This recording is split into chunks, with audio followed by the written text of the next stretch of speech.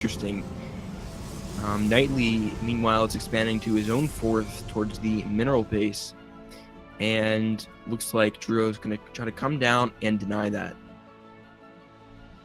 Oh man, I actually had the sound muted this whole time, so we've been casting to ourselves. Oh no! Thank you, Zeno, for telling me. So now it should be good. That's a Gord move right there. I know. Well, these Void Rays just getting slaughtered by these Hydras, and Druo honestly can engage this army. He's just looks like he's going to wrap around on the army. This is a really nice move to get a concave on the Protoss army on the other side, chasing him down, and now he's going to force the Protoss into a position where he can't really retreat. Oh man, just like cat and mouse here.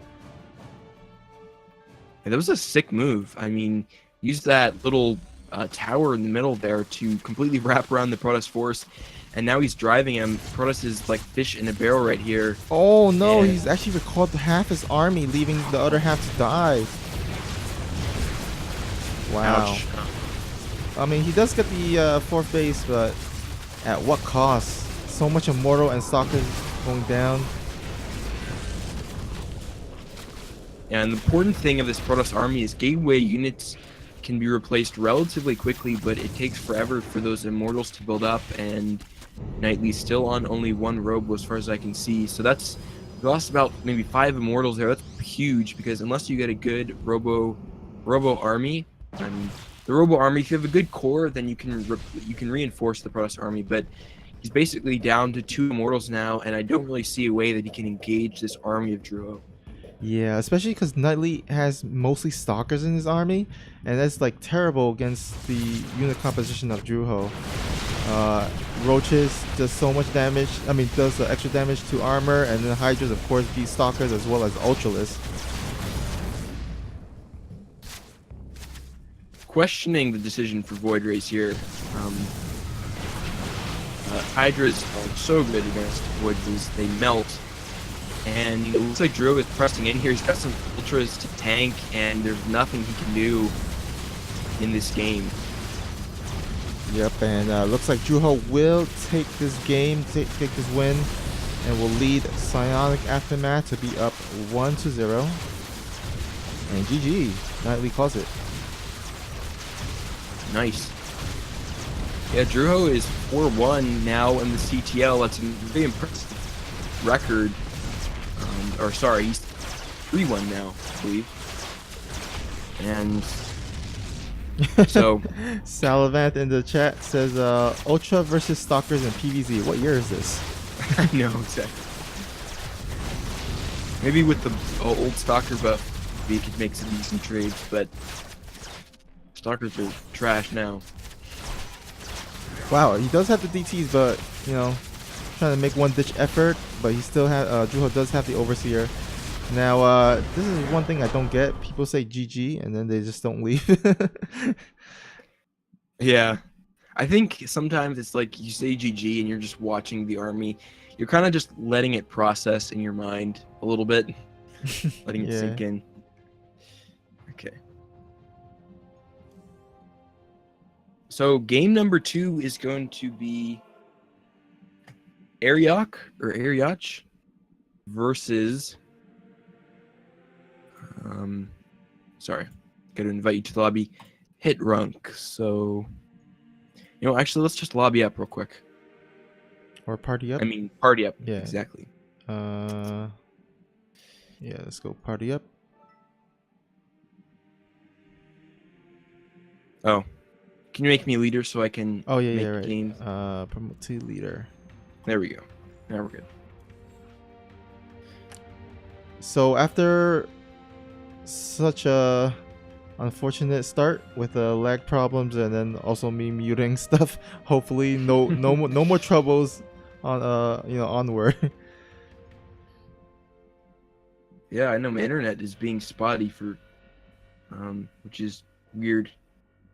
Maybe it's like one of those things where it's like rush hour or not rush hour. It's Comcast. A lot of Comcast. They're the worst. I heard so much stories about how people have like horror stories in terms of customer service from Comcast. Yeah, it's.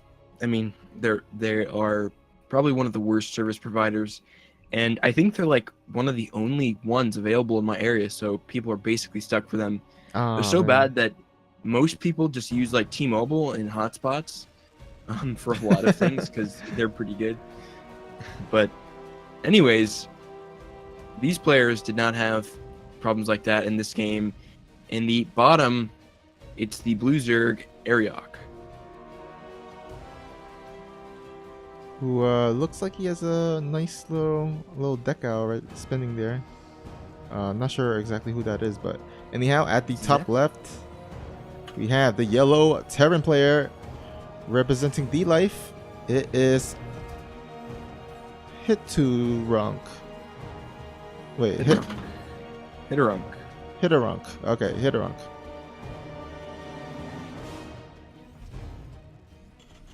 For some reason, I thought for a second it was like Hit Trunk or something. Hiturunk. I can't for some reason read the chat. I could. No, it's weird. I just didn't see Sal's message.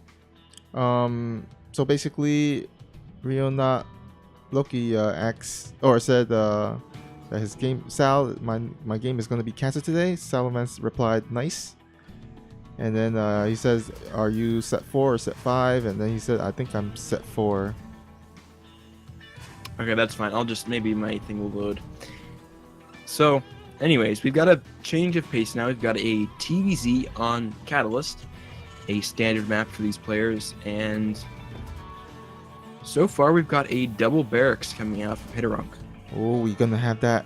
Oh, I was expecting double Reapers or something.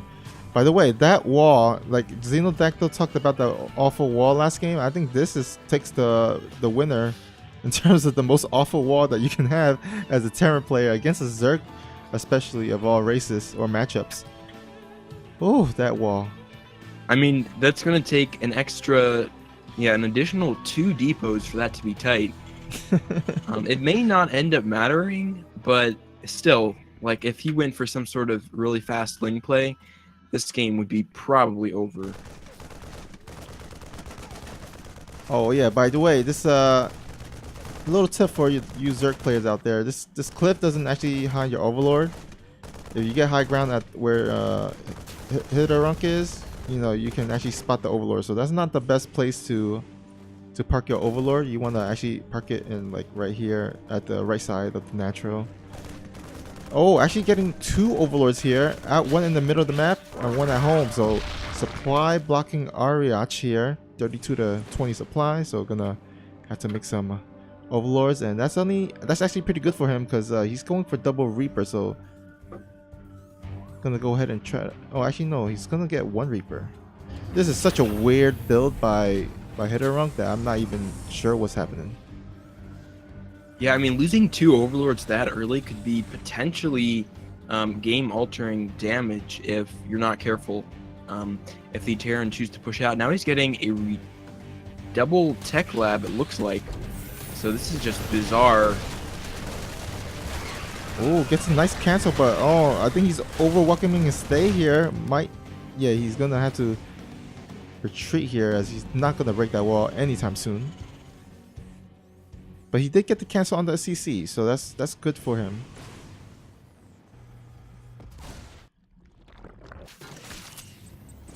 That cancel is a pretty big deal in and of itself. It's going to force a CC on the high ground, so a nice win for Ariok here. And I still am trying to figure out what the plan is from Hiturunk. Maybe he is going to go into Banshee play with the tech labs, possibly Banshee tank with the those fast tech labs. Not totally sure. We'll see. Yeah. Now I gotta say, if Hiturunk loses his game, I gotta say, I'm not being biased here. I think he deserves it because it looks like he's not prepared. Like it looked like he didn't even prepare or scout his opponent. Did not prepare the build for his for this game. He just kind of like winging it, seems, because this build is just so weird and peculiar to me. Yeah, this is exactly like me trying to play StarCraft 2, like after playing other games for so long. It's like I have no picture in my head of how the game's going to go. I'm just kind of throwing buildings down and hoping something will work from relying on memory from playing Heart of the Swarm pretty much. So, yeah, I think Ariok might straight up win here. Yeah, This build. just let the Lings come in. So, yeah, really bad by Hidorunk, and already we have 10 worker kills. And looks like he's gonna be getting some more worker kill. Oh my god, just ravaging the whole entire worker line. And yeah, this is pretty much game-ending damage. 44 workers to 9. It's like those wings like aren't gonna get that Hellion, and they're still alive. Finally cleans it up, but lost. Looks like 19 workers to those Lings. And meanwhile, Ariok macroing up on 3 bases. Gonna start the Ling flood again. Yeah, he's down. Our turn play is down to 2 workers. Oh no, not 2 workers. 12 workers here. Yeah, he doesn't even have a second orbital. His CC just landed. And just gotta lift off once again. And it's actually gonna make the journey to the dirt, which is really funny. Oh, The pain. he knows it. Yeah, I think just a lack of preparation from Hidorunk, and yeah, well played by Ariok, capitalizing on that. I mean, honestly, like if this were a standard game and Hidorunk had a bit of a plan, then I think Ariok would have been. I mean, losing those 2 overlords right off the bat, if both players' build orders are semi-optimal, that's a huge deal. I mean, even losing 1 overlord at a certain level is big, but losing 2, that's something I think Ariok can learn from is on Catalyst, learning that Cliff does not protect an overlord, and just being a little bit more mindful of where his Marines are. If he is building Marines, just to not lose those overlords in the middle of the map, because that's quite a big deal. But fortunately for him, this was not a standard game, and he was able to capitalize.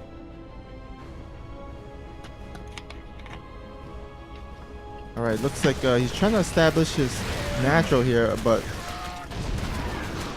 some lane's gonna go ahead and just delay this once again. He does have the tank. Oh, actually, oh man, I was about to, oh my god, he just what is going on with Hidorunk? He's just letting lanes come in and out as he pleases.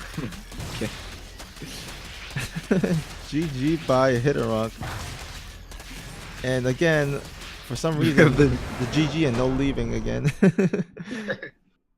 Snoopy's pet peeve now. Now everyone's going to do it in the CTL. So game number 3 is going to be Good Target versus Dammerfest.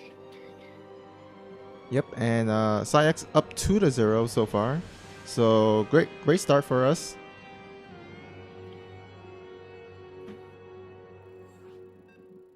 So we're going to have a PVZ again.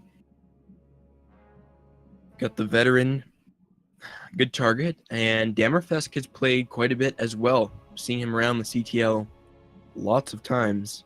Okay, that's good, because I expect him to actually, execute a build that looks like he's practiced at least.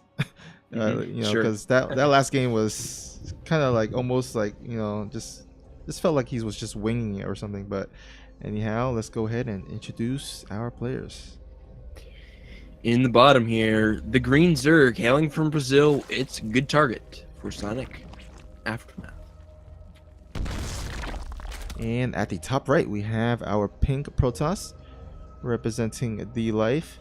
It is Damerfesk.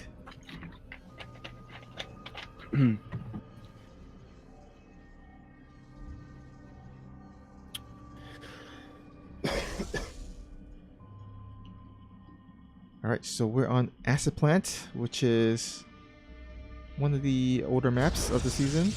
I mean, it was in the last season as well, so people are pretty familiar with it. Yeah, so oh no, it's got a pretty... Wait, actually, no, this is not Acid Plant. My bad. This is 16-bit, right? Oh no, wait. No, this is Lost and Found. That's Lost and Found, right? Lost and Found. Third tries the charm. Oh yeah, this is the Cannon Rush map. I should have remembered this. So, Yeah, so Acid Plan, oh my goodness, you confused me now. Lost and Found is one of those maps which has the wide open choke, has quite a wide choke in the net, so gonna have to try to get a wall up as fast as possible. Dammerfest, and he's just going for a standard gate expand, so nothing crazy out of him, and good target as well, going for the hatch pool with normal times, and taking drones off gas, so not going to be doing anything crazy. so a little bit inside tidbit here. Just gotta give a shout out to Sushi, who helped Good Target prepare for this week. So at least for sure, I know that they Good Target has practiced in this for this matchup or this match. So we'll see if how she does here. Yeah, props to him. He's been helping out all our players, and always a great coach. And yeah, we've got a big network of coaches and players in our team who help out. So thanks to everybody who makes this, CTL preparation possible. Oh, so we actually have a lot of lings coming across the map. They all bypass Damerfest's scouting probe, so he doesn't even know this is coming. And he's sending out his first adept out, and it's going to be really late before he can actually scouts this. So, and man, there's no wall off here yet for Damerfest, so this can actually be really, really dangerous for him. Yeah, I did not. Yeah, I misread that definitely. Looks like. Yeah, the 14 drone hatch. This is going to be a all-in with lings, and there's really nothing here. And I don't think that was scouted by Damerfest because Adept is all the way on the other side of the map. And this is just going to be a quick GG. Yeah, this is we all us Protoss players, we all have experienced this once in our life. This is a bunch of lings coming into our base unexpectedly and just killing us. And will he get this Oracle out? At the very least, the pawn is being targeted, and it goes down. And that is just an auto GG. Well done by Good Target, getting a really quick win there. Yeah, well played. Wow, so Psionic Aftermath up in a really quick 3-0 lead here. So one more win will seal the deal in terms of the week. So for our next match, let's see. Make sure this is the correct match. Yep. Okay. So looks like for our Diamond 2 sets, one of them was a walkover. Xeno walkover in our favor, and the other game was Fenrir Wolf versus Ice. This is the first week that Fenrir Wolf played for us, and yeah, so we'll see how he does in this first week. Oh, sweet. So I guess we just basically won the week already, 4-0. So yeah, far. Exactly. Nice. All right. So we're just looking to improve our map score here. In the bottom corner here of Dreamcatcher, it's the Pink Protoss, Pink Terran Iced, their captain.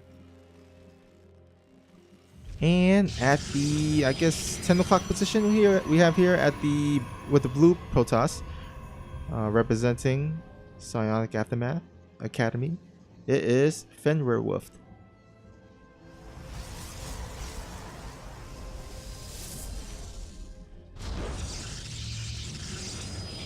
Now, I've gotten to know Fenrir Wolf for a little while. He's actually a player that actually practices a lot.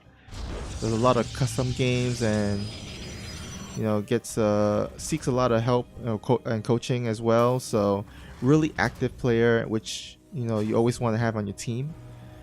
So yeah, I think a really good choice to have him to play in this week. Yeah, he's been a really sharp player, and always saw him practicing, and had some of the most games that I've seen out of all of our Diamond 2s. So Wanted to definitely give him a shot to play here. Yeah. Oh, by the way, if you don't know, he is really not Loki in the Twitch chat. So Right. that's his ID. Sometimes, Wait, player. Huh? Iced isn't really okay. Fenrir Wolf is really not Loki. Okay, now Yeah, yeah. Sometimes, their IDs are different. It's always confusing when players have different Twitch names and Discord names and BattleNet names as well. Yeah.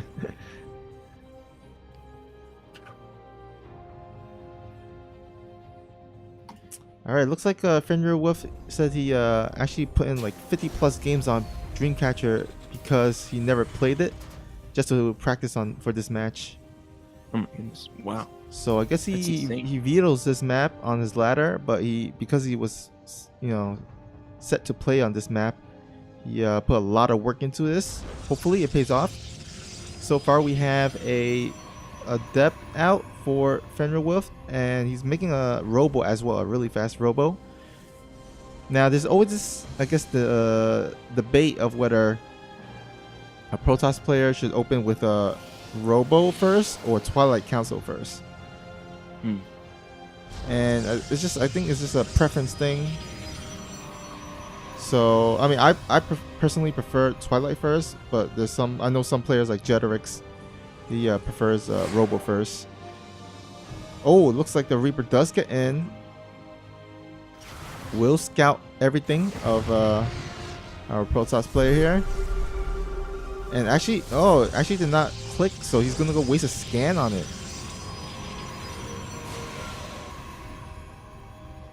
Yeah, so one of the things, the Twilight Council versus Robo debate, which I've definitely thought about, is you get your observer out much quicker, and that can have an impact depending on the strategy of the Terran. So there's one thing that Fenrir Wolf will have is that fast observer, and he's also going for Blink, so he's going for Blink Stalkers here, which I'm personally a huge fan of. And looks like a Fenrir Wolf not watching his depths quite as thoroughly, and he just lost a lot of health on one of the depths. He will have to pull back. Did not lose it though, and it's just gonna wait back, and we'll see if he's getting Blink. So we'll see how many gates he goes up to for this build. Now, Salavanth in the chat says Stargate first is very common too in this matchup. It's actually the most common PvT opener. So yeah, I think Stargate is also another option.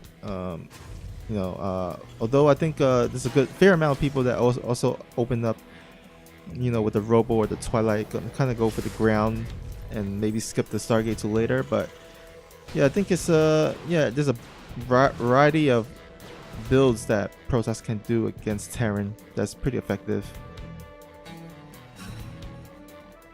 Yeah, Dreamcatcher is pretty good for Oracles going Stargate because you got a lot of airspace in the back, and from the natural you can come in from and hide in. So it's a big map as well, so you get scouting information if you have revelations and stasis wards, things like that. So definitely seen a lot of Oracle play on this map.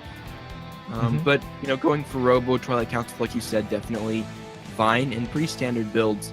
Right now, out of that Robo, Fenrir Wolf is just getting a lot of observers, which I really like because on Dreamcatcher, you've got a lot of attack paths that the Terran can come in from. So he's going for Blink Stalkers, but also a lot of observers. So he basically sees the movement of the Terran army, and he's going to spot this movement of Marines coming in.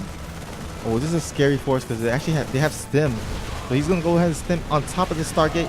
I mean, not Stargate, the Stalkers. And he's going to have to blink really well here against these Marines. I think he should barely just have it here. A good blink micro, saved definitely at least 3 or 4 Stalkers out of that group there and powered through, and he will get his third up just fine at a very good time. So well defended from Fenrir. Yep, definitely really well done because he does have their Nexus already done, while Ice has yet to actually start his. He's just starting it right now, so it's going to be super late here. And when you open with that, mass marine stem timing, you need to get damage done, like a really good amount of damage done. You need to at least kill the third maybe, or get a lot of probes, which Ice did not do. So unfortunate for him. Yeah, it's interesting because it just goes to show how important map vision is for StarCraft 2, because that observer out from Fenrir gave him an additional maybe 5 or 6 seconds to get all of his stalkers up there. There were a few stalkers there, but and those were actually attacking or moving out down south, and if he did not have that observer there, he could have lost a bunch of probes and maybe a couple. There was a lot more potential for Ice to do damage. So that's just something I'm seeing from Fenrir, which I really like. Is he's got really good vision with observers. He's got observers around his base to spot for drops. This is just super intelligent play from him, and I really like it. Mm-hmm. And knowing that he just defended the attack, he's gonna feel pretty confident to get the early fourth base. And this is his economy is gonna be boosting or blooming pretty soon, because Ice has not even established his third base yet. He got the third finished, but he hasn't floated over or morphed that into an orbital yet. So this is gonna give Fenrir Wolf a lot of time to just probe up, get the economy solidified, and just focus on upgrades and tech and army here. That observer for Fenrir spotted this army move out, so he has tons of time to get some warp ins. He has a good number of stalkers, and he has potential to warp in a lot of zealots. He's got the next round of gateways that he built in the main are online, and the ones at the third, so he has up to, I think, 10 or, let's see, looks like 11 gateways, I think, so that's quite a big number. He's got a warp prism, and he's moving out here. He might go in for an attack on this force at the third. Yeah, in the meantime, there is a drop going out to the north side. Bypasses all the spotter pylons, which I love. All these pylons give him, sight of the drops. Although he is more focused on killing this third base of the Terran. And oh man, all the charge just obliterates the bio here. And Ice didn't even have time to get that drop off. He just GG's as the gateway force overwhelms. All right, so really good start here. We're 5-0 already. I feel like it's been really, really quick, these games. Yeah, definitely. Maybe the first one was the longest one from Drew, I think. Yeah. And so we're going to go into our next match, which is Sunday, but I'll just mention that, yeah, Fenrir, that was really impressive. You prepared so well for that, and loving that style, man. Yeah, those 50-plus games definitely helped. Oh, yeah. The observer-heavy style as well brings me back.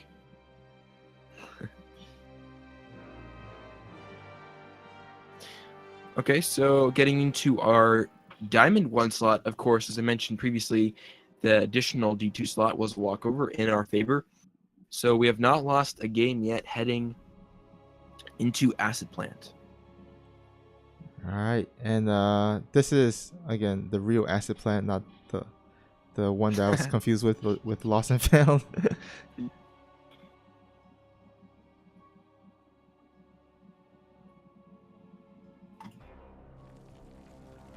All right, in the bottom here for dLife, in the Diamond 1 slot, it's the Purple Zerg GD Bobby.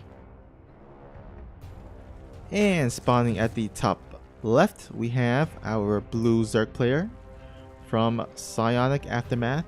It is the Sun to our Lily, Sun Lily. Hailing from Saskatchewan. Wow. Saskatchewan. There we go. Canada. Rural Saskatchewan. Oh my goodness, I'm really trying hard. I was working about it earlier, and I saw that word and I looked it up how to pronounce it. Yeah, I mean, just know that she's from Canada, so there we go. Yeah. Saskatchewan. Saskatchewan. There we go. That's it. Perfect. Okay. All right. So this is a ZVZ here, and what do we see in terms of builds? Looks pretty much similar. I think identical builds from both players. I'm not making any more Zerg build predictions after I totally failed that one game from Good Target. Identifying what she was doing there. So I'm done. So basically, both playing really standard, going hatch, gas into pool. And we should see, I guess, what they're going to decide to do as soon as the pool and queens are made. And if they do mine more gas, or do they pull off workers off of the gas, we shall see. But so far, yeah, just pretty much identical builds for both players.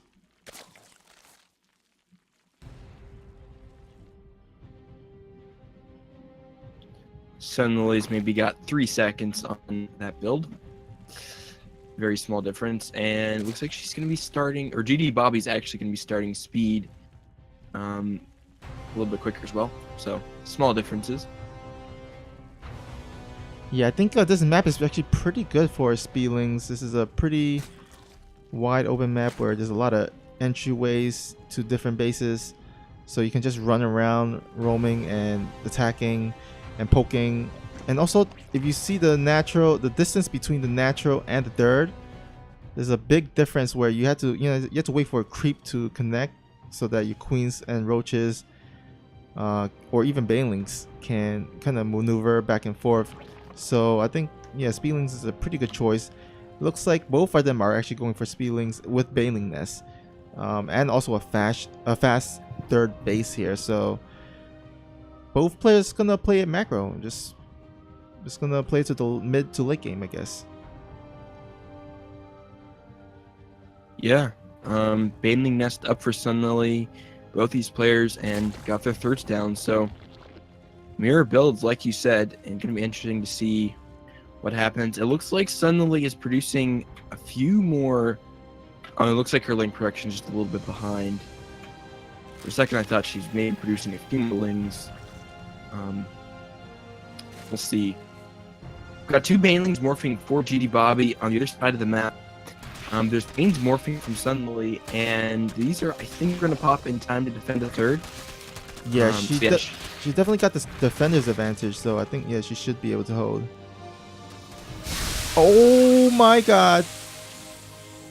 Oh, huge Bane head. Oh, that's painful to watch. Oh man, that was huge. I feel like playing the Hello Darkness Smiled Fun meme here. Because that was really unfortunate. Oh, it was looking so good for Sunlily. She had the necessary defense, but just one look away and all her lings got blown up by banelings. Ooh, man. Sunlily had a good build here, and now so unfortunate to lose to just something like a really good Bane hit is terrible. I feel so bad for her. And now she's going to lose the third, and looks like she threw a couple lings across the map to try to get something to happen, but they're going to get mopped up, and we just have a ling pump in from GD Bobby. Now she's forced to get a Roach Warren and try to make some sort of defense happen at the natural. But in a ZVZ, losing that many lings is pretty much game-ending damage. Yeah, especially losing the dirt as well with it. And the non-stop attack by GD Bobby, she's going to have to defend this because she won't have the Roach coming out anytime soon. And oh no, all these banelings are rolling in. They get, well, so far 5 worker kills. And the Roach Warren will be targeted down. It looked like Sunlily went for a counterattack. But nice drone drills in the main, but you can only fight with drones for so long.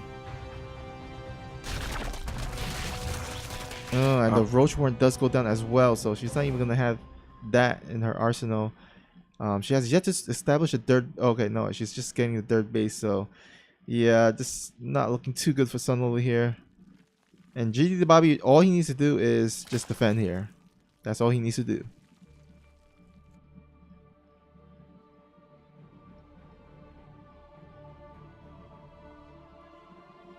His lair is, I mean, he delayed his tech a lot for this, but doesn't even matter.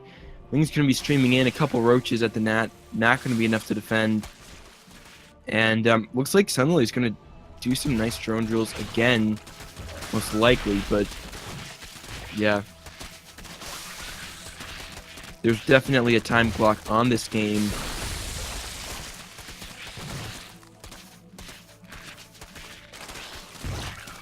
Few lanes from Sunlight into the third, getting something done, but the significance of that third is not the really how many drones she killed. It's the extra larvae, and that makes such a difference in this game. Yeah. This is I don't know. This somebody's gonna have to pull a rabbit out of the hat just to at least get tied in this game. Looks like there's another bunch of lanes coming to the side. And what does Sunlily have? She doesn't really have much. She had Bailing, so that could help. But she needs some awesome connections. I guess that was okay, but not the best. And she's just gonna bypass the Bailing, go into the main. A little bit of lag. Okay. Oh. We're chugging. Oh, okay, now it's good. Oh, that Bailing is so close to dying. Oh, she almost got a really good hit there. Oh, gets one. Nice.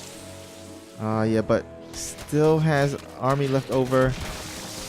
And then if you notice, all the queens are dead from Sunlily, so she can't even inject for more larvae here. And she's not even mining. Oh, two Bailings secretly morphing in, going into the main. Oh my gosh, it's gonna get all those drones. Oh, okay.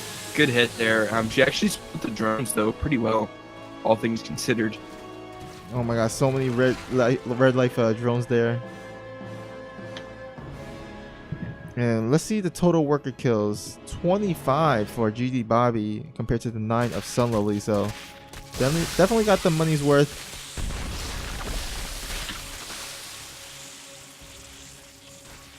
And she's still hanging on for the time being.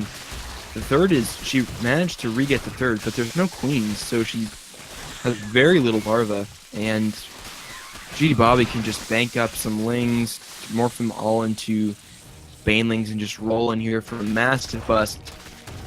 Yep, he knows it too. He's not even making drones on the production. He's just making non-stop army. He knows that he's got the economy advantage, the larva advantage, the queen advantage, and all he's gonna do is just swarm Sunlily here. Ooh. And that's going to be a tough loss for Sunlily. Yep. So well done by GD Bobby. Does get the first score, the map score on the scoreboard for dLife. So currently 5-1.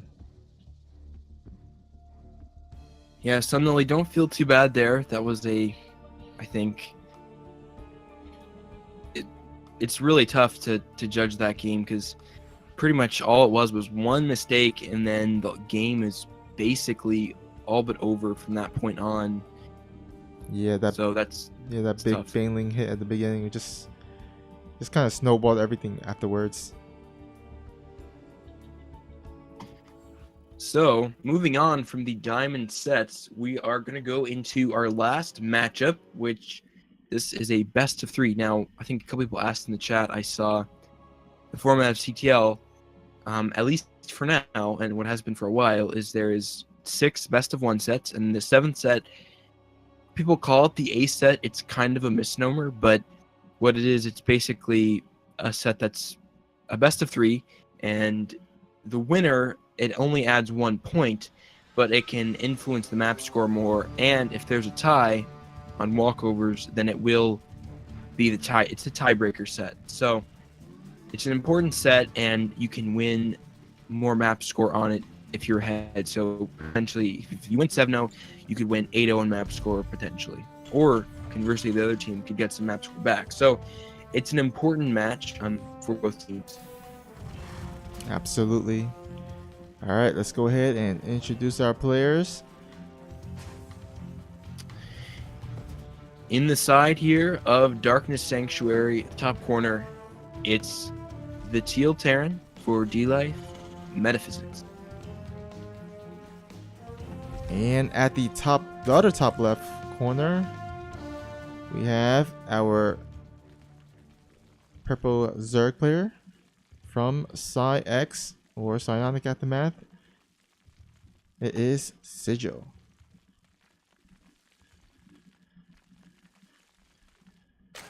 Now I think Sigil has been playing with for on the master slot for like the past few weeks, maybe. I think. If Yeah, I'm not he's been after Sal took the first couple weeks, Sigil stepped in and has been playing Force in that slot.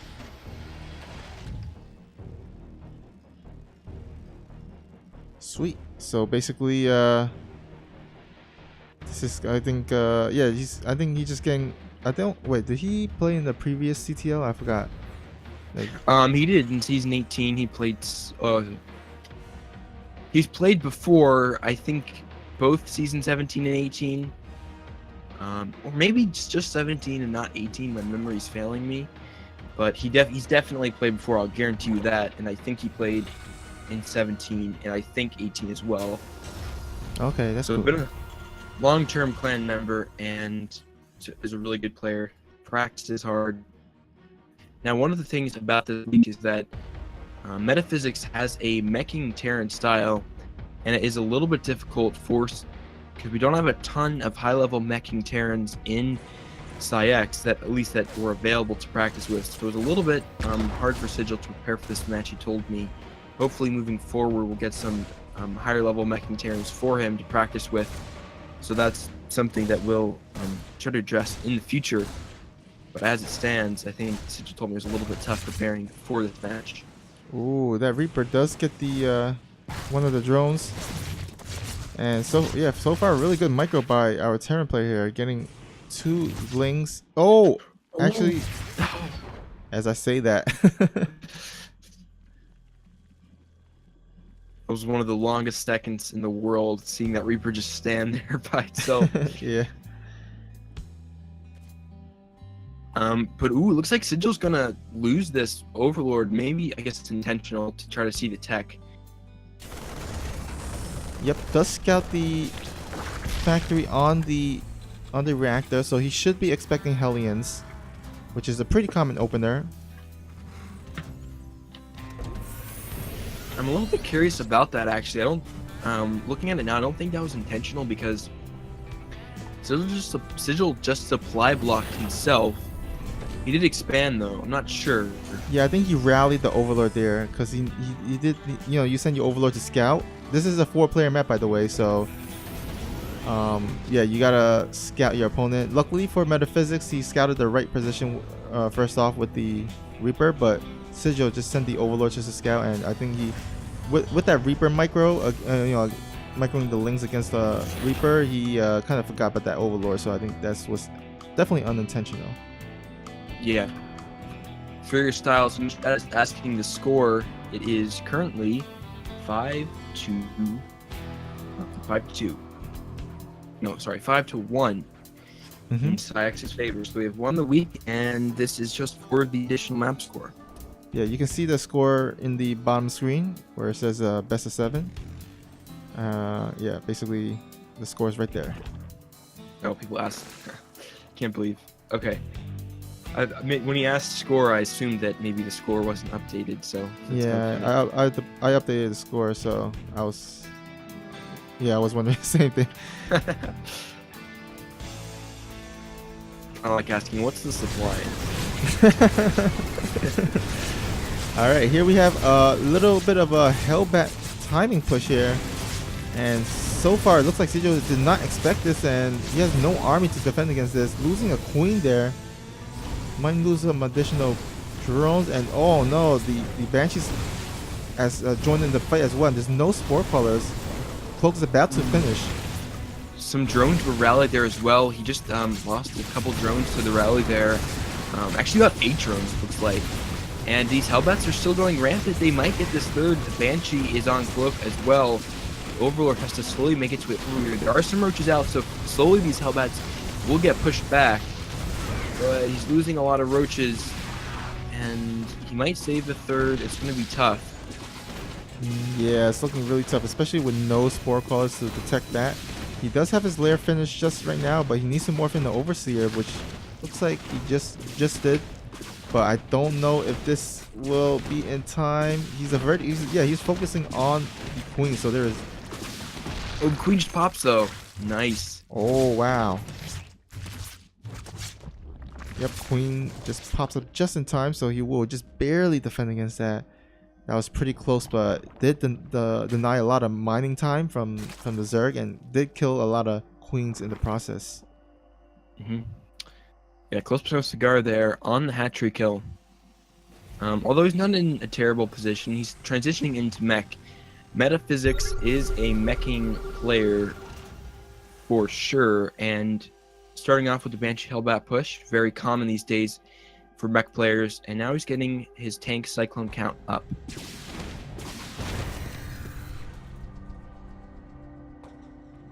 Now, personally, I don't know what your opinions are, but in TVZ, I really like mech. You know, I think bio has its moment, it has its purpose, but I think mech, if controlled well, is very powerful. Gives you a lot of options. You can be strong and aggressive with it early, and it's very good defensively as well as offensively. And yeah, I'm a big fan of mech. I think it's, in the past, has been underutilized, but I think now it's kind of coming into its own as players in this latest version of Legacy of the Void are starting to use it more. Yeah, I have to agree. Mech is one of those playstyles where you just play really defensively.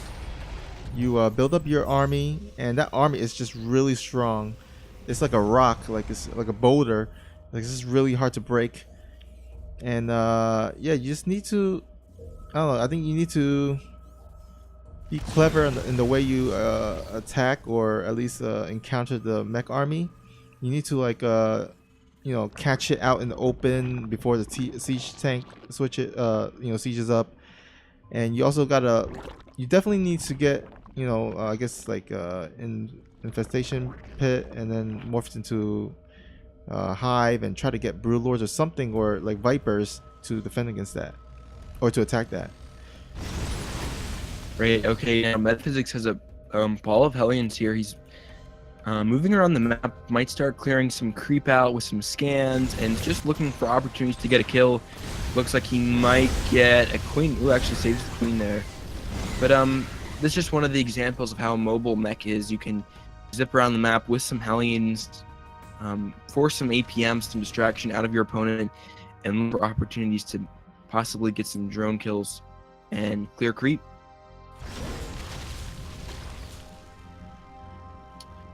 So meanwhile, PsiX is on his third base, and he's getting his 4 CC as well. So he's doing pretty good on economy, and Sizzle's just establishing his fourth now. Yeah, with the mech, your army is mainly gas intensive units. So you actually get left with a lot of minerals, and you could use those minerals to get CCs or turrets and stuff like that.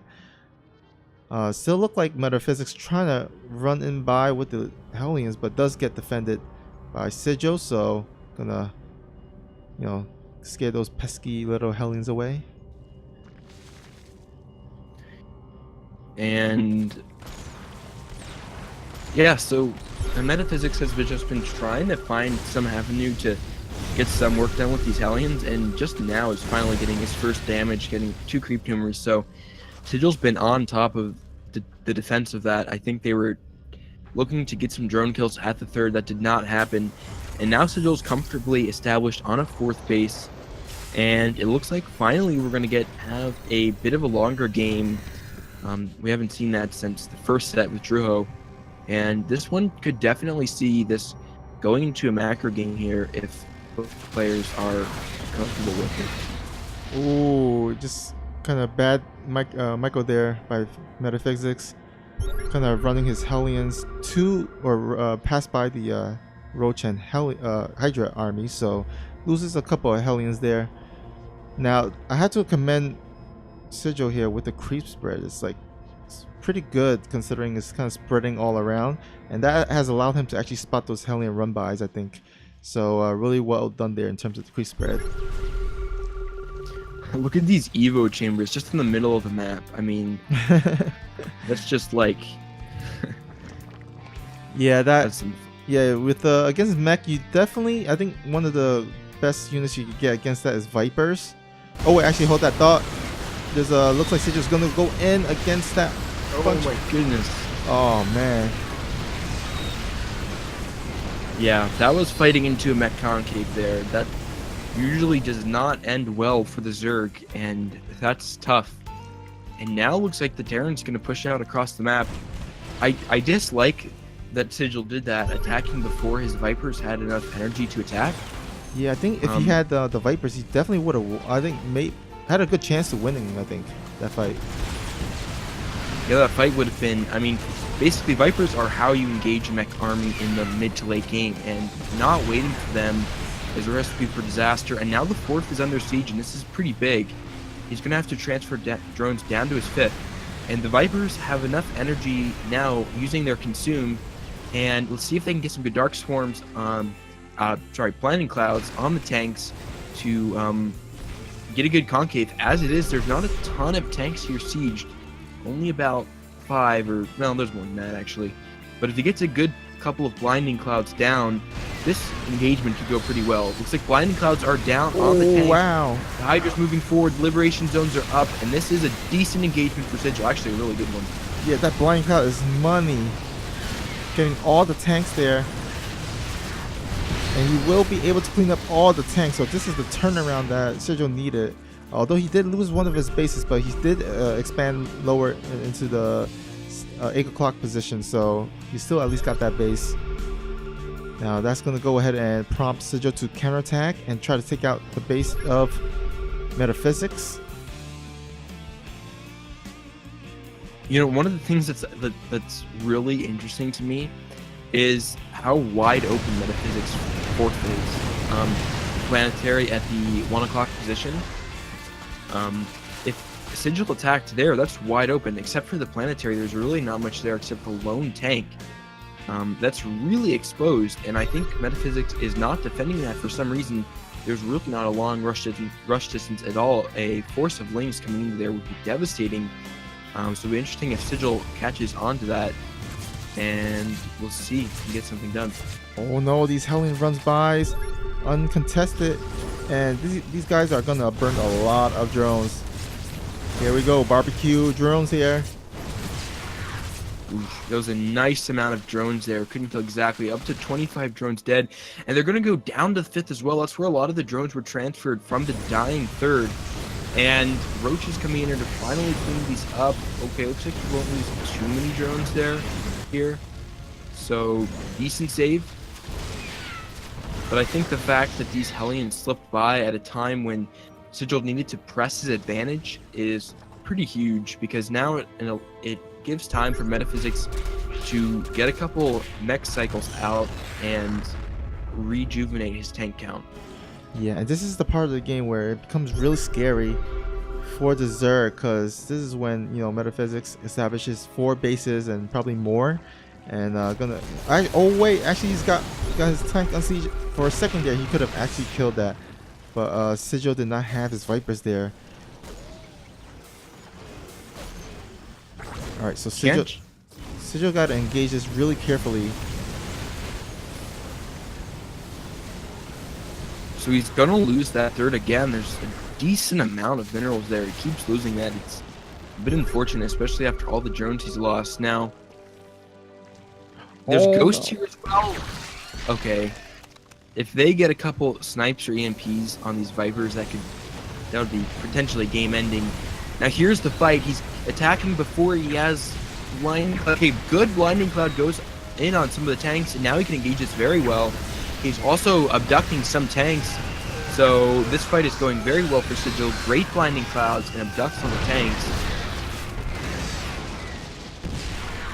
Oh man, that started off looking pretty scary, but I think Sigil with that another great Blinding Cloud does definitely take that win there. And yeah, it looks like one of the maps. I mean, one of the quirks about this map is that you have your easy 1, 2, 3, 4 bases, but once you get to the 5th base, it's kind of hard. You gotta kind of make it like really far away from your other bases. So looks like Metaphysics floating his 5th base over, and does get blocked by some few lings there. So Sigil can definitely snipe that. You know what I would love to see from Sigil is just a big Ling rally to that 4th up there with the planetary. There's nothing else there, and he could deny mining there for a decent amount of time, and it's a short rush distance as well. Now, Sigil is hurting a bit for economy. He lost so many drones earlier and continues to lose that base at the 11 o'clock position. He's got the 5th and 6th, looks like kind of established down in the south corner of the base, and it's going to start to take that secondary main. So both players are getting into a really late game, and I know I've said this before, but I really love this map because I think it forces SC2 players to use larger maps and think about things in ways that they haven't had to in a while. But it looks like a huge Hellion force is coming in to the 5th of Sigil. He's actually morphing them into Hellbats, and I'm not sure if that was the best decision. Okay, he's gonna morph some into Hellions real quick, and now he's gonna get all the drones. Oh my god. So this base is forfeit, as well as the new expansion from Sigil. Grab your barbecue sauce here, guys. And I like this. While he's doing this, he's Ninja expanding to 2 places as well. So I don't think Sigil will scout that anytime soon. And oh man, getting 2 bases as well. Wow. Brutal. Sigil needed a little bit of some vision in that sort of center south area of the map below the Zelnaga tower. He had pretty good vision at the top, but it was lacking there. Need a couple spotting overlords to defend those bases, as micromanaging this map gets super hard, and Hellions can absolutely ruin your day here. Looks like they're slipping out again, but Sigil is going to track them down. Or will he? They might slip into the base again if they get it. Oh no. Oh no. Close your eyes, boys. Oh, okay, somehow the first line of Hellion shots did not do well. Still killed a ton of drones though. Yeah, 72 workers killed. Oh, he did find the Ninja expand. He does take that out, but man, he's down to 42 workers here. Oh, man. No, okay. Looks like Sigil is finding these bases. There's a lot of SCVs there. He can send some forces down there, and it looks like he's finally attacking this base. He's got some swarm hosts somewhere. Missed those. Look, he got a force of swarm hosts. I really like this against the mech. Yep. And he just sniped that base. Yeah, so you were talking about how he should have attacked that base, so he finally did. So a little win there for Sigil. Okay, this is kind of an awkward engagement here. Sigil needs to pull back and engage with his Vipers. Where are they? They're a little bit behind this force. They have to get some blinding clouds down. Oh, but Swarmhorse does recharge the Locust, so he will be able to take some units out, but looks like tanks will pretty much clean it up. He's gonna have to wait for the next Locust swarm, and also his Vipers. I think he doesn't have a lot of energy so far. We've got a 4 full man here, and a Thor. Oh, right, nice. yes. Looks like Metaphysics is trying really hard to get some snipes EMPs on the Vipers, but not able to quite pull it off. Oh, now Metaphysics army supply is really low. Yeah, the Siege tanks are on siege now. Oh man, this could be his chance. He's going in. Oh my goodness, the Locust is swarming in here. There's nothing but tanks left. This force will be cleaned up. And I think Sigil has won this engagement very decisively, and likely will start to put the pressure on for the home stretch and take this game on a long, interesting macro game on Darkness Sanctuary. Yeah, but I mean, you don't want to presume because mech is one of those army where you get one bad engagement against the mech army, all of a sudden the game changes around quickly. Yeah, mech is really good, although the issue we're seeing here is Metaphysics doesn't really have the economy to support it. One of his last main mining bases is going to go down here, and that's going to be critical. Now, pretty much from now on, Metaphysics can't really remake his army. He hasn't been able to actually for a while. This army of tanks and Thors is pretty much all he has. Sigil doesn't need to force the issue. Yeah, but this is a great move by Metaphysics, kind of trapping the army of Sigil in the base there with the tanks. So very nice move there. Swarm hosts picking off some of the reinforcements there. It's frustrating to engage against those locusts because they're absolutely free units. But it looks like he morphed all those roaches Sigil did, and he morphed them into Ravagers. Just got some great corrosive vials off. And now we've got a wraparound force with some locusts at the top, and the Ravagers coming in on this mech force. Ravagers are actually kind of melting here. Yeah, there's no overseer for him, so all these ghosts are just free shotting them with the cloak as well. What a scrappy game, kind of back and forth. Although I still give Sigil the edge because he's up in bases and also as in terms of army as well. Oh man, I love these games. These games are awesome. These later games on these 4-player maps, they're all over the place. There's so many things happening at once. I miss this, and I know I'm kind of talking about this way too much, but I love this map and how these games are back in the scene somewhat. Missing from the Heart of the Swarm days, so that's Yeah. cool to see. Because with these maps, with this large map, there's especially 4-player, there's always that hidden ninja base possibility, which Metaphysics has tried. But oh no, here comes the swarm. Sigil putting all the locusts on top of the Thors and tanks, and oh man, the concave as well. Cleans up all the tanks and resetting the tank count. Now there is no overseer for the ghost. Oh, actually, but the ghost runs out of energy.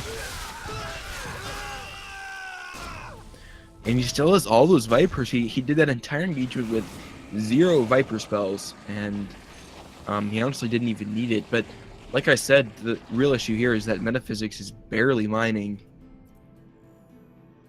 Yeah, looks like Sigil is still in a pretty dominant position. He's up 200 to 75 supply. Metaphysics is just mainly mining off one base, I think. Most of his bases are kind of mined out already.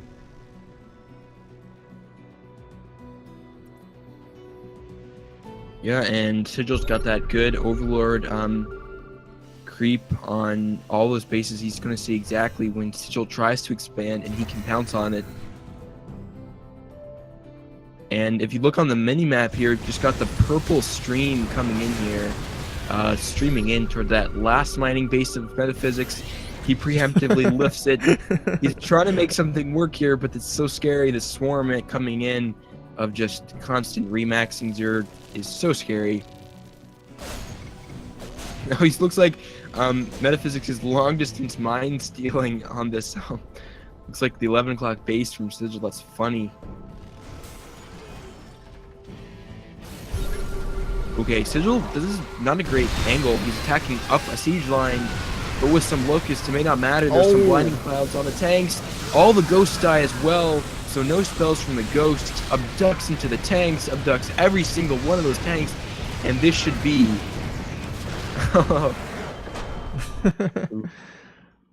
Wow, what a game there.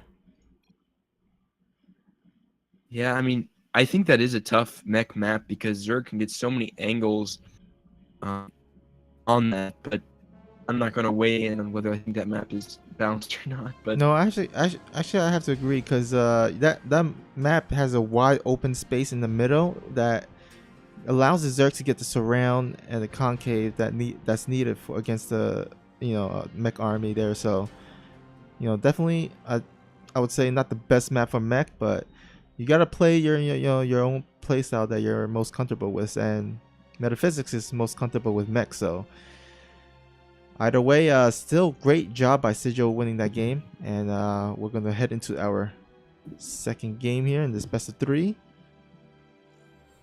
Yeah, and got to give props to Metaphysics as well. He played really well. I think he had the right idea. He had a good mech ball, expanded pretty well, and was just really mobile around the map with those Hellions. It was only really until some of the later engagements didn't go so well for him. He ate a lot of blinding clouds that things got really tough. I don't know really what he could have done different. Maybe some Vikings or something to deter some of the blinding clouds, because I think really one of the deciding factors was the blinding clouds in that game. They allowed Sigil to just keep wiping out the entire tank force, which normally is hard to do without those blinding clouds. So overall, just a fun, interesting game from both players. Yeah, I have to agree with you. Those blinding clouds were just like super money. That allowed that Sigil to kind of get back into the game when he was behind in the early game. And I think actually, let's go ahead and introduce our player before I get into my thoughts.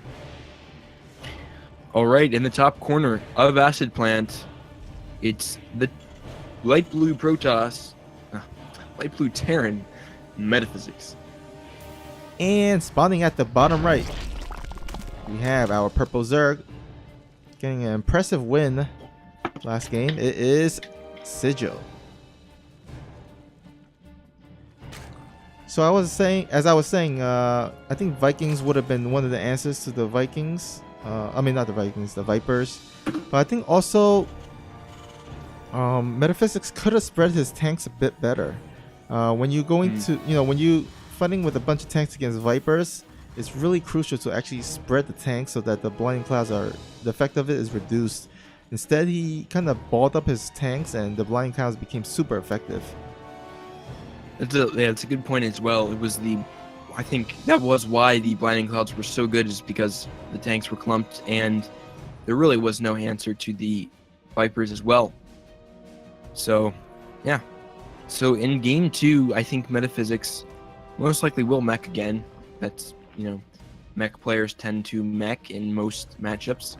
And I think this is a map that mech's a little bit more straightforward on, at least the style that mech has kind of evolved in the 2-player map format in Legacy of the Void. Mm-hmm. So most likely we'll see it again.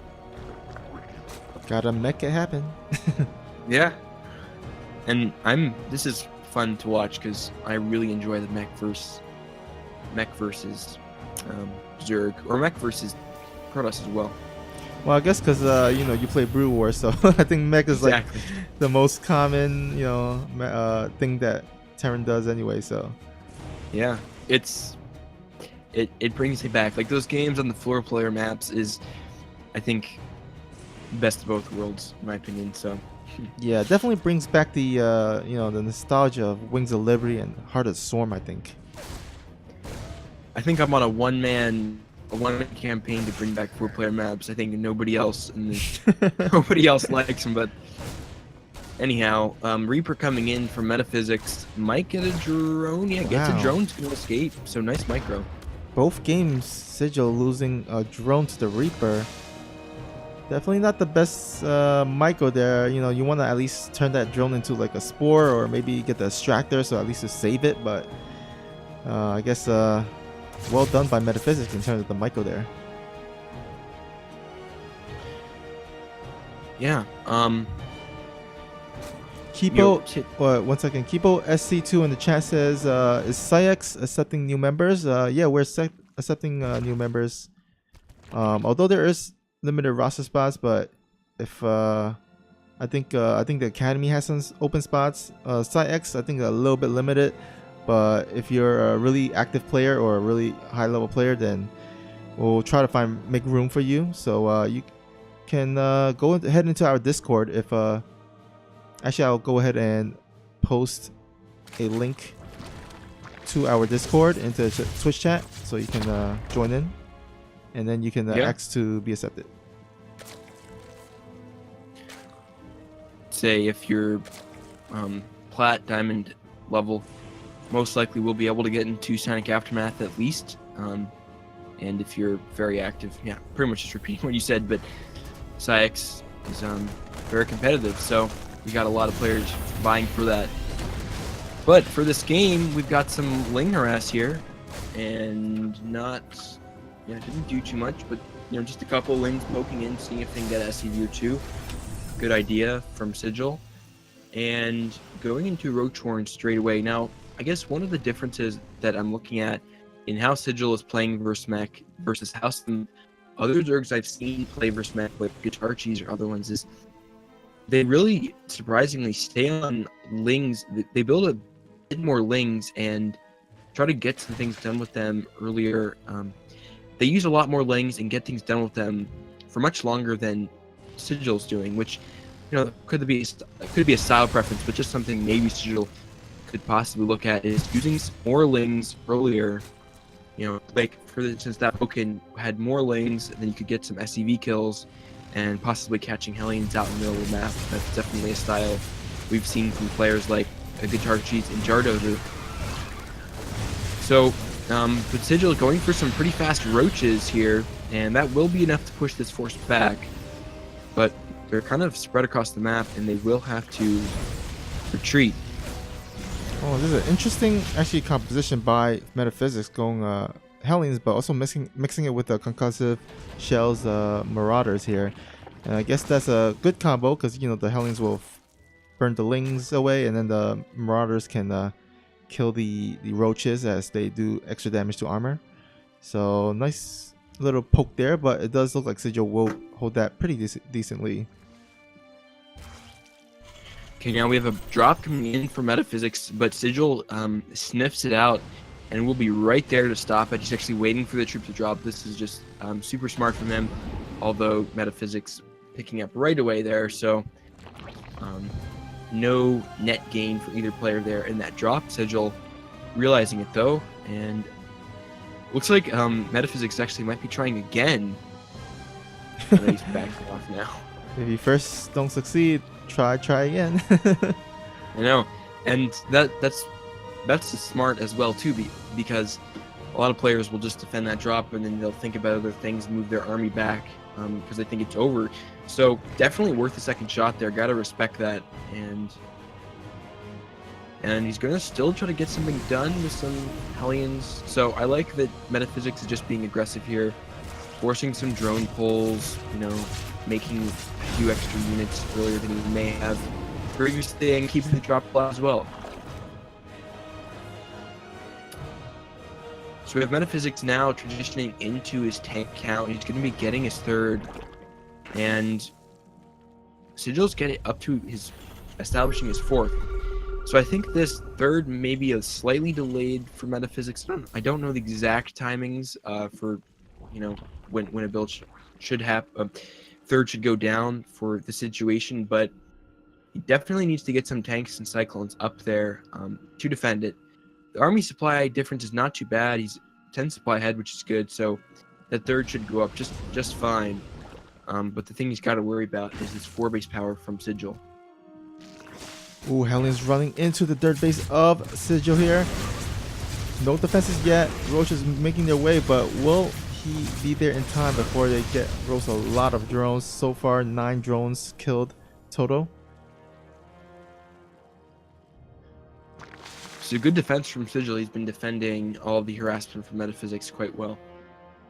Yeah, for sure. And now Sigil's up really healthy-wise, 74 to 51 workers. And looks like he's just getting his upgrades, getting the roach speed as well as the armor and attack, range attack. So looking pretty good for Sigil so far, especially the creep spread. Gotta commend him on that. Yeah, creep spread's a huge deal. I think it's something that players neglect when they're at a certain level. They focus on other things, but creep spread really is crucial to playing against high-level Terrans. Protoss as well. So, and Metaphysics as well, knows full well of that, and is going to try to clear a couple creep tumors.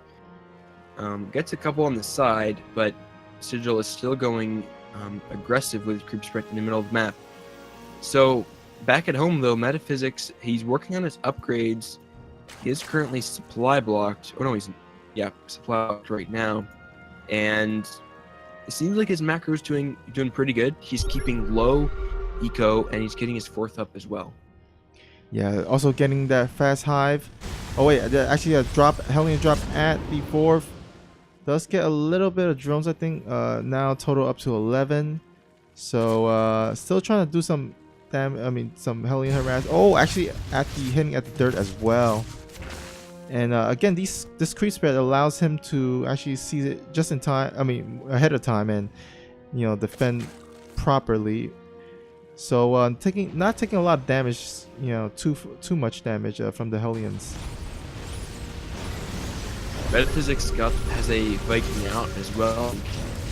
Viking, as he was known for a bit. And looks like there's also a Hellion drop going down, which is going to be repulsed. I really like getting the one Viking. Of course, this mech, so it's a bit more standard, but I think in a lot of games in TVZ, getting a Vikings out is super good because you can start clearing overlords in the middle of the map. In this for Sigil, there's not too many, but a lot of times you can catch others off guard.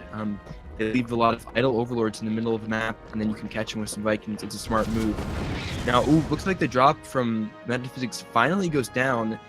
And that drop got a lot of mileage because he tried for a super long time to get some stuff done, and he got a decent amount done.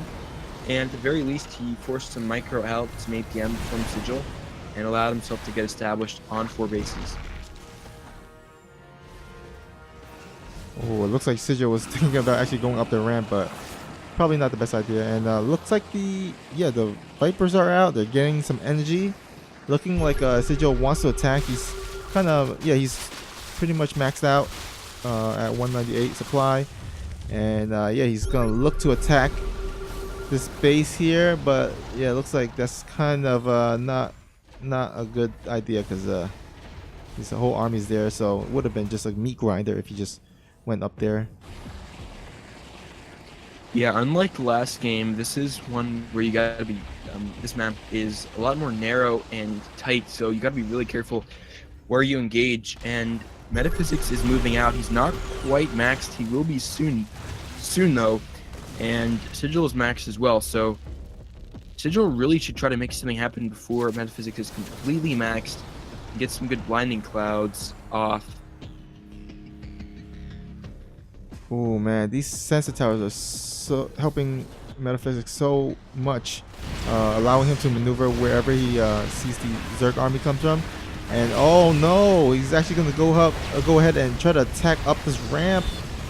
Oh, no blinding clouds too. Trying to get the ducks instead.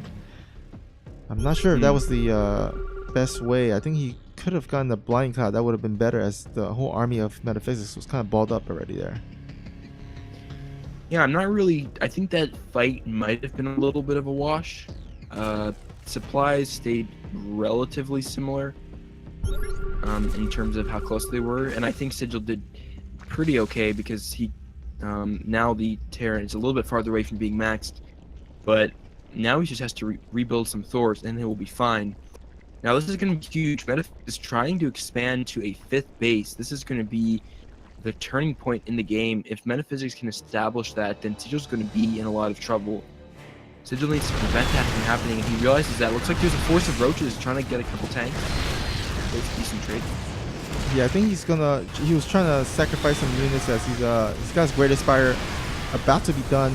That allow him to free up some supply to get some Corruptors and protect into Broodlords, which is one of the answers to mech, because usually, when Terran players going mech, they don't have a lot of anti-air. And it's a way to deal with the mass tanks, of course. But yeah, looks like he's going to that really late game hive tech kind of unit composition there.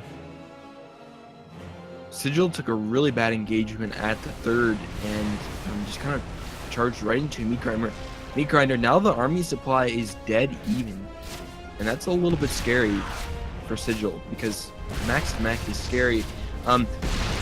Is Sigil gonna? Whoa, he almost. I don't know why. Oh, I guess he thought it was gonna burn, but now he's gonna save that, and that's pretty significant. Yeah, the more bases you can snipe, the less bases they can get, which means less gas, which means less mech army. Sigil himself getting a nice mineral bank there, but a little bit low in gas. He might want to go ahead and start expanding, getting more. Just because, oh, actually, a lot of adducts. I don't know. There's no blinding cloud still.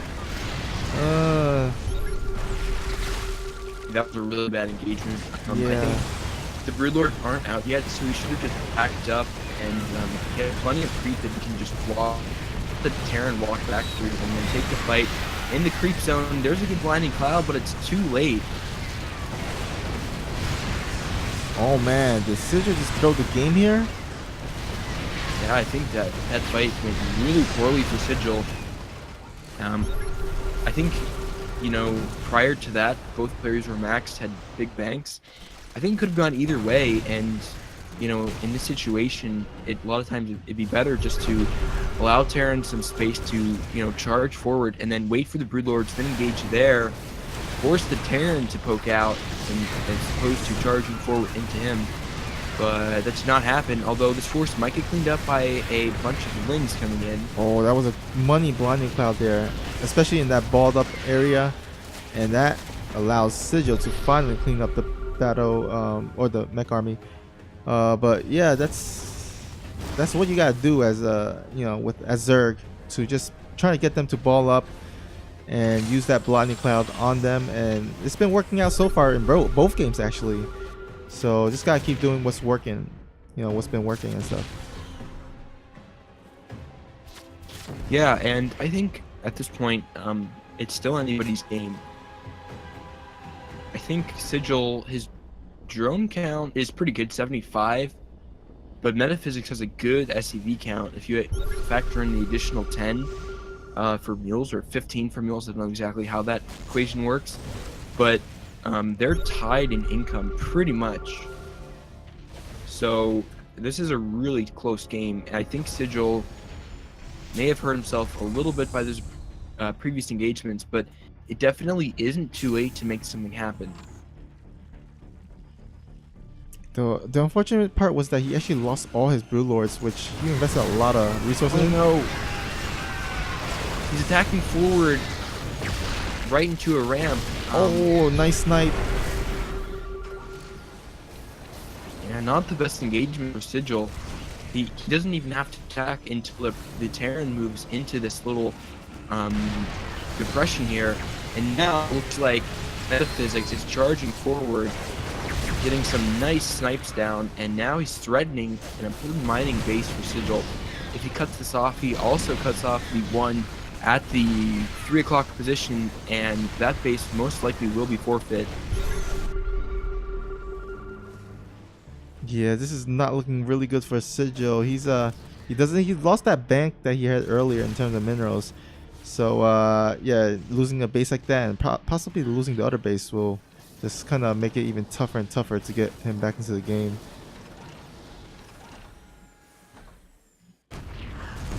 Yeah, I think losing those two bases for Sigil is going to be... I think that's going to be tough for Sigil to come back from. Oh, but he's actually doing a counterattack, which I actually like. I think this is the best choice right now. You will get that planetary, so nice snipe on that planetary, kind of trading 2 bases to 1 at least. But getting some SCVs and planetary there is a nice pickup.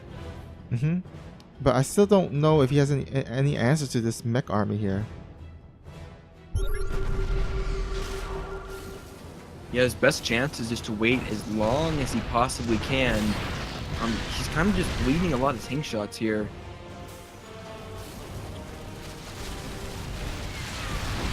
Here we go, the last stand from Sigil's coming in. A great blinding cloud on the forward tanks, but there's tanks in the back to support this.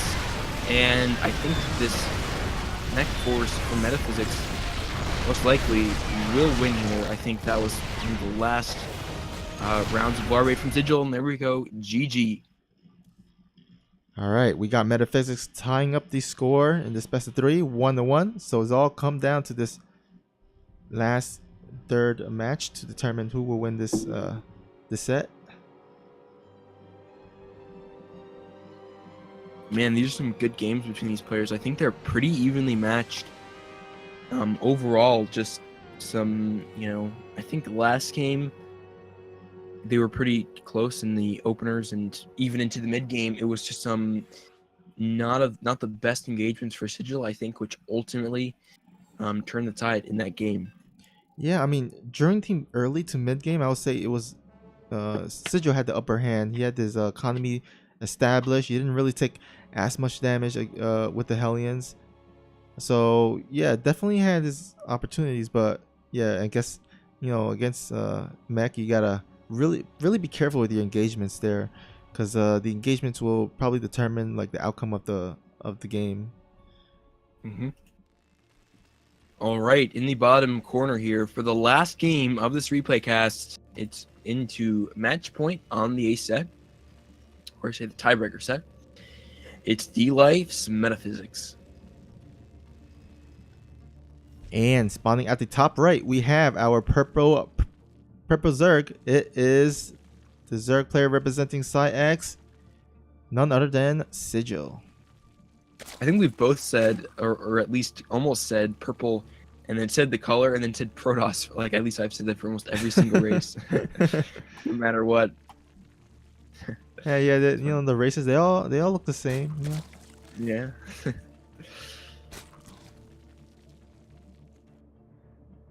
So 16-bit. Now this map is a little bit bigger than Acid Plant. There's a few more bases, I think, if in a split map scenario. So, could be interesting to see. Maybe we might get a little bit more of that dynamic that we saw from Darkness Sanctuary with the bigger map where Zerg can get a lot of attack angles from. So we'll see if that plays a factor in this game. Yeah, and it's also important to note there's the in-base pocket expand. Mm-hmm. So that allows the Terran player to maybe go a bit greedier in the opening, and you can see some Terran going for like CC first sometimes. But it looks like Metaphysics gonna go ahead for a standard Reaper opening into expand. So yeah, both players playing it pretty normal here. Mm-hmm. And I guess this map you normally see normal openings just because of the map layout. It's kind of hard to go up that one choke area. It's kind of easy to wall off and definitely favors the defender in that scenario.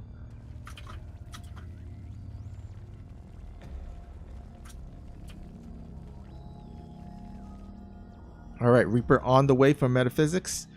Now let's see if Sigil can not actually lose a drone, as the previous two games he actually lost one drone. So hopefully some better micro can help him save all the drones here. So far so good.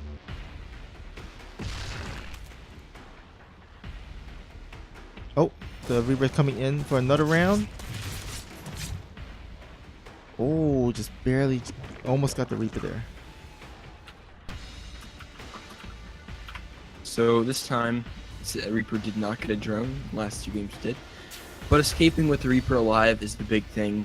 And, in the grand scheme of things, whether you get a drone or not is not one of the biggest deals in the world, but it's just been a nice pickup from the start that you can get as a Terran.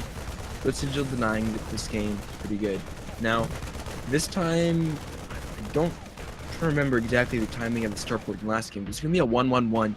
I think last game we did not do that. I think we went 2-fac before starport, if I remember correctly. So we could see some Banshee play here, which would be quite interesting. Yeah, I think the Hellion, or actually the Hellbat, with the Banshees, kind of like similar to the first game on Darkness Sanctuary. I think he's pretty much doing the same opener here. Although actually he's opening with a Medivac, so he's gonna actually ferry over some Hellions and maybe drop into the main base, try to get some damage there. And instead, looks like he's actually gonna go straight into mech and just skip the Banshee altogether. Yeah, he's getting that. Has two Widow Mines up, in with the Medivac, and he's smartly pulling the medevac back, and the wood mines. So the wood mines are secret. Now we have a Banshee still being built here, so this is a very interesting build. I don't think I've seen anything quite like this go down, where we have a Widow Mine drop and then into Banshee, which I think could be very interesting because, you know, the Widow Mine's full stack, and then you don't expect a Banshee after that. Then it could come in, possibly with Cloak, and get something done. So this is, I think, a bit unorthodox coming out of Metaphysics, but definitely worth a shot. Oh no! He's not paying attention! Ooh. Getting 7 kills there, 7 drones. Nice pickup for Metaphysics, and now the Banshee will be coming in very shortly, just finished. Yeah, but so I think Sigil's already got the Spore Caller, so I don't think the Banshees will actually get too much damage done. Yeah, so if at least maybe the Banshee might be able to get some scouting in, or he might just save it. He's going to move across the map with it, but you know, Banshees retain their value throughout the game, so potentially, you know, we could see a push later where the Banshee could come in handy. Yeah, and he will be dropping the Widow Mines at the same time, so he can actually get more drones at the third base, the pocket expand of the Zerg here. We shall see in just a moment here. He's going to go ahead and drop the Widow Mines.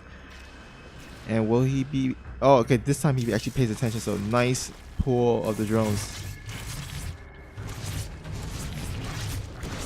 Oh, and loses the medevac as well. Nice pickup for Sigil. That's a nice improvement. Last game, the medevac stayed alive for so long and was very annoying throughout the entire game. This time, it will be saved. We got the Banshee parked outside of the natural, and he sees that it's now on creep, so it is revealed now. It's just going to go home, and he's going to try to save it for later. He's actually building another Banshee as well, which I find interesting. Okay, just cancel that. Yeah, that was the correct choice. So, not going to go for additional Banshees. And going to get into his tank production.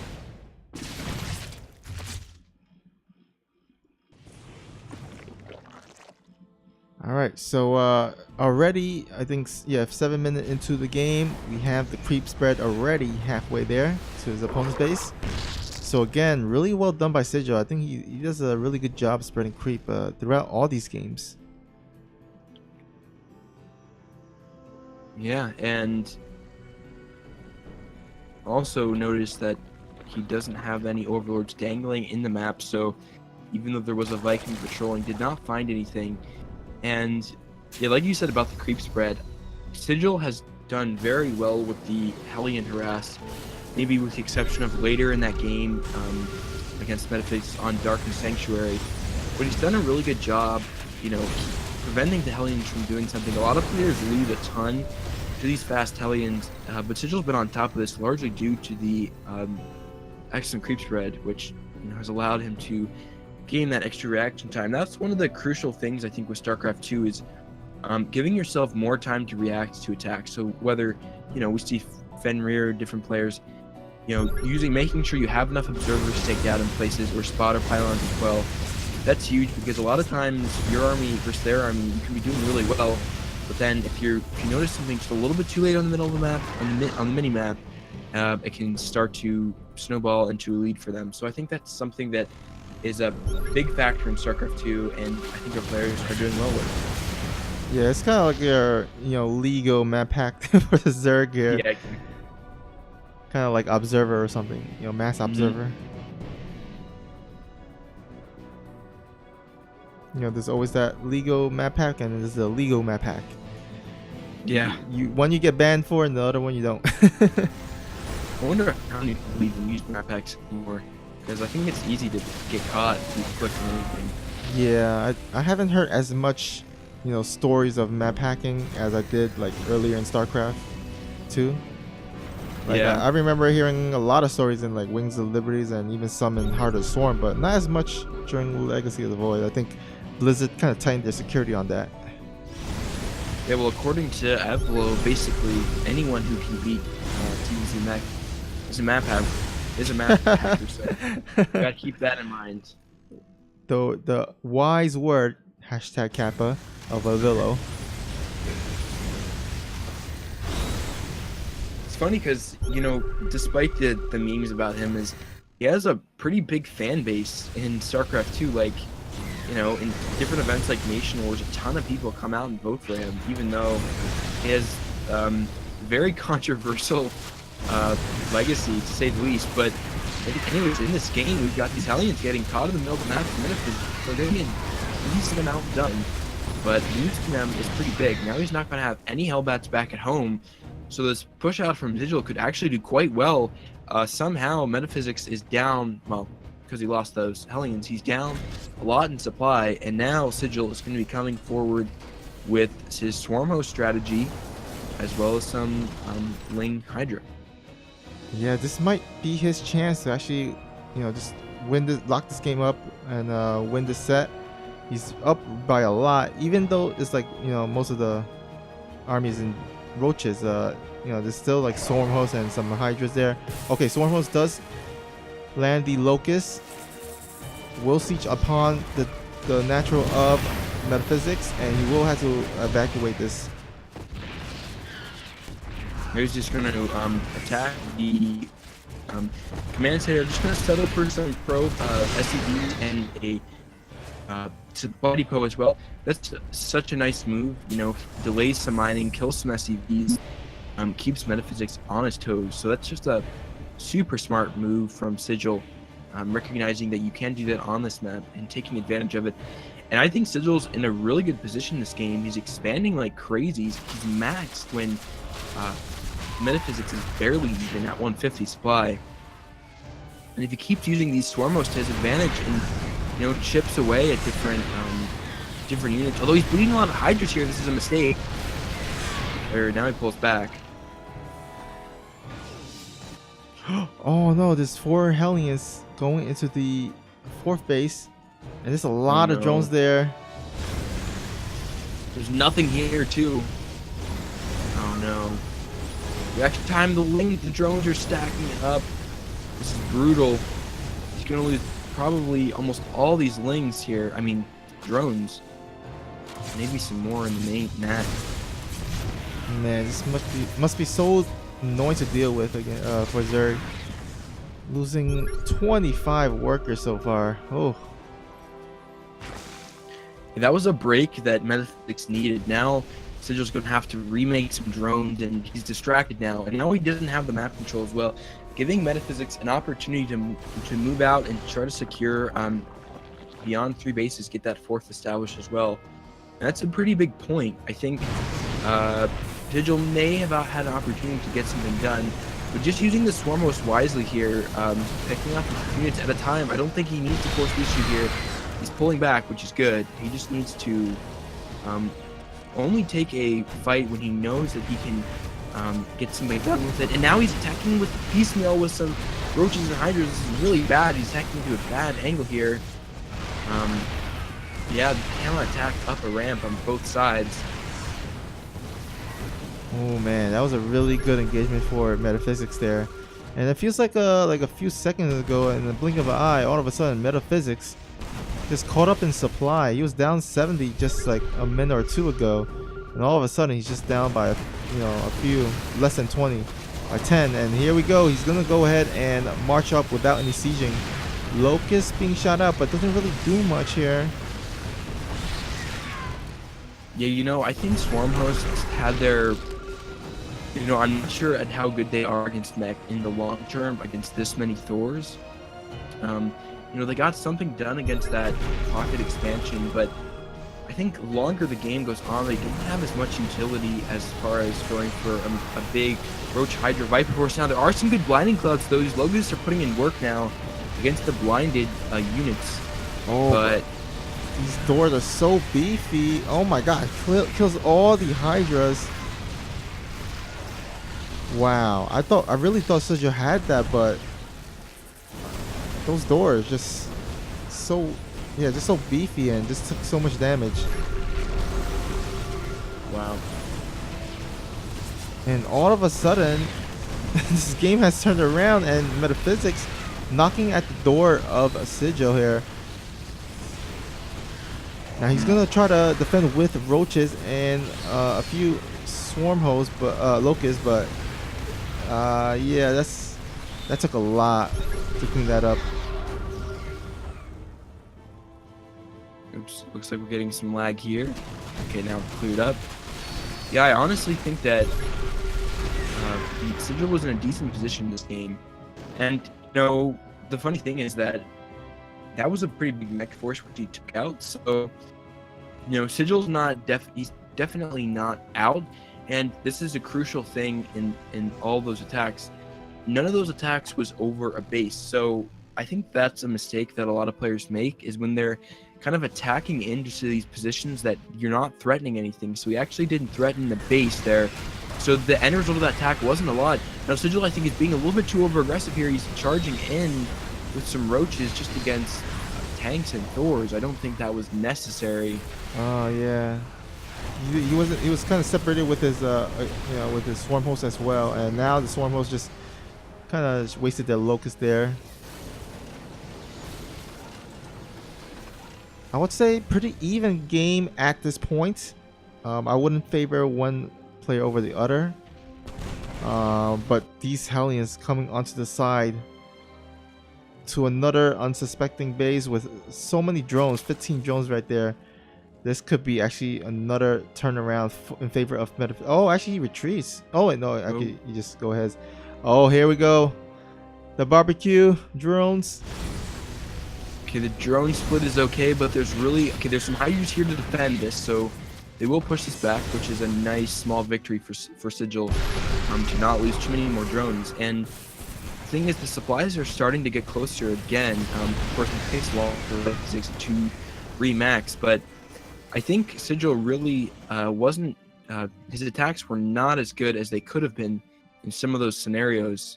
He's pushing into this concave of mech forces at this area between the blocked expansion by the Zerg and the third for the Terran. I think if he starts to attack on the side where he can actually threaten mining in the third, he might be able to get a little bit more done. But as it is, Sigil has a small lead. He's got about a 20 army supply lead. He might still be able to get something done, but there's more Hellions coming in to roast some drones.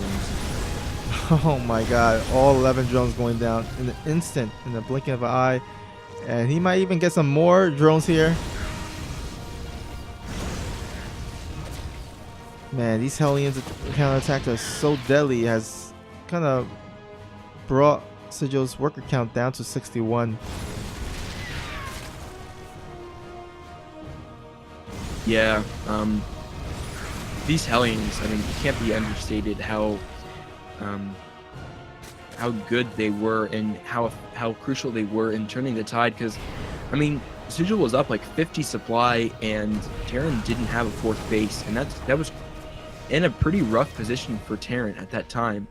But a series of losing like 30 drones to Hellions and taking some suboptimal engagements, I think, are going to turn the tide. Now, this game is not over yet, though, although both players are maxed, so I would definitely favor the Terran. But if Sigil can get a really counterattack, actually moving home, I think I might disagree with this. I think Sigil should have just gone for the base race situation here. He can't really fight this army head on because it is even in supply. I think Sigil's making a mistake. I think he kind of has to go for the kill here. Yeah, I have to agree with you. I think he should have just counterattacked. But looks like he's going to try and takes on Locust. Oh man, he needs to attack with the Locust. Oh man, he's kind of giving away the Locust there. Coming in with the Hydras at the last moment, which is, oh, what a waste there. Now he's got to wait for the next round of Locust to engage. Now Vipers just came out. They're trying to get some energy. So if he can buy enough time to get the energy and then wait for the next Locust Swarm, he might be able to defend against this. But this is a huge mech army here. Man, that was really rough for Sigil. I think, it's tough to make that decision split second, but I do think if he did go for that base trade scenario, he would have been much more effective. But as it is, Metaphysics is in this position again. He took out a base that had some minerals left, and I don't see Sigil cleaning this mech force up again.